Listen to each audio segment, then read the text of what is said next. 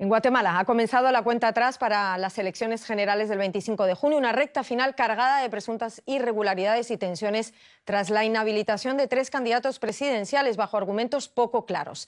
La corrupción política y la impunidad han provocado que fiscales, periodistas y dirigentes sociales se encuentren detenidos o exiliados.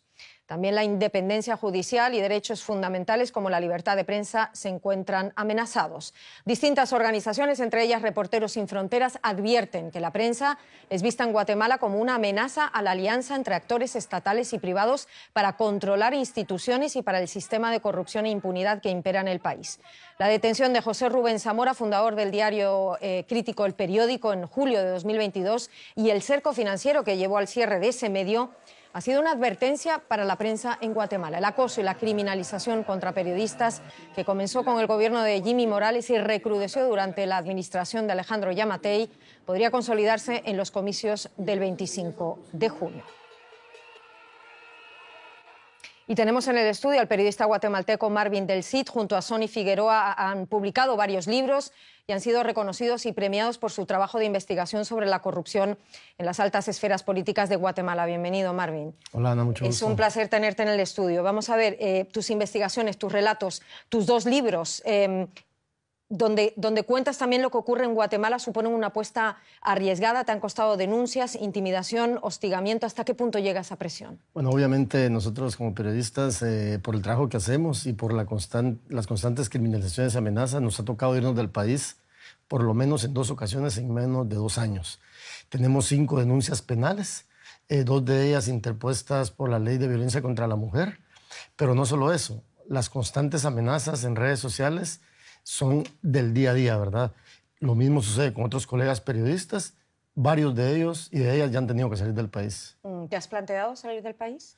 Pues son cosas que uno no piensa, ¿verdad? Uno como periodista pues siempre se plantea el tema de seguir investigando, trabajando desde el lugar donde lo hace, pero obviamente cuando sea necesario pues va a haber que resguardar la seguridad. Pero en este momento nuestro interés es seguir investigando. Quiero centrarme solo un minuto en esa campaña de difamación que denuncian ustedes de las redes sociales, porque me parece muy importante lo que puede pasar en las redes sociales y lo nefasto que puede ser. Algunas personas los han acusado de tener intereses con la izquierda. ¿Afecta esto su trabajo y su imagen, quizás? Pues obviamente eso es algo de todos los días, ¿verdad? Nosotros siempre tratamos de ser lo más críticos posibles, tanto con la izquierda como la derecha. Obviamente es la derecha la que nos gobierna y por lo tanto las investigaciones van a estar más dirigidas hacia ese grupo político, ¿verdad? Pero obviamente todos estos señalamientos son falsos. Por supuesto que parte de las campañas de difamación y calumnia tienen que ver con eso, pero precisamente detrás de todas esas campañas de difamación hay organizaciones que se prestan a eso. Por ejemplo, en Guatemala está la Fundación contra el Terrorismo, que es una organización que trabaja prácticamente de la mano con el Ministerio Público. Y juntos lo que hacen es criminalizar, seguir a periodistas y a líderes sociales. Ese es uno de los graves problemas en el país. Pero ¿cómo pueden ejercer ustedes? Son periodistas de investigación. ¿En qué se basan? ¿Dónde están las pruebas? ¿Cómo pueden trabajar libremente? Esa es una muy buena pregunta que da para muchas respuestas, pero obviamente nosotros siempre documentamos, respaldamos nuestro trabajo. Producto de ellos que hasta el momento, desde que se fundó Vox Populi, ninguna de las investigaciones... ¿Es tu plataforma de comunicación digital? Vox Populi, voxpopuliguate.com es una plataforma de periodismo digital de investigación que fundamos junto a mi colega Sony Figueroa y en la cual trabajamos con otros colegas, y nosotros siempre que hacemos investigación periodística demostramos y documentamos todo lo que hacemos. Es complicado, por supuesto, y producto de ellos que llegan las amenazas y la criminalización.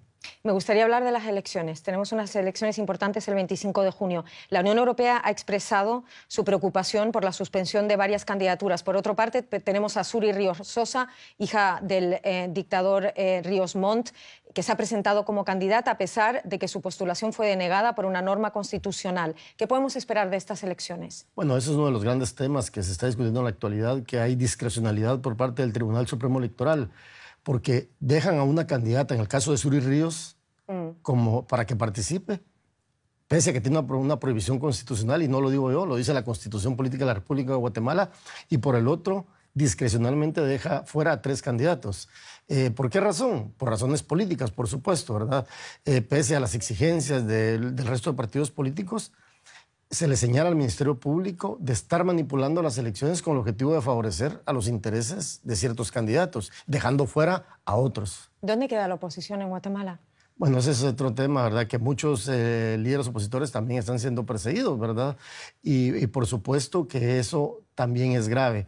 En el caso, digamos, de los 3 candidatos que dejaron fuera, Roberto Arzú, Carlos Pineda y Telma Cabrera, ellos han interpuesto acciones para que sus candidaturas se respeten, pero lamentablemente no se ha hecho eso. Y el gran temor de la gente y lo que circula, digamos, lo que se respira en el ambiente en Guatemala es de que se hable incluso de fraudes, ¿verdad? Es una palabra muy delicada, por supuesto, pero obviamente conlleva muchas cosas que han pasado a lo largo de estos últimos meses. Y a la conclusión que nos lleva es que el Tribunal Supremo Electoral no está garantizando las elecciones libres como quisiéramos todos y todas las guatemaltecas. Claro, mensaje de Marvin del Cid. Lo tenemos que dejar ahí, lamentablemente, pero muchísimas gracias por acompañarnos, Marvin. Gracias. Fue un placer.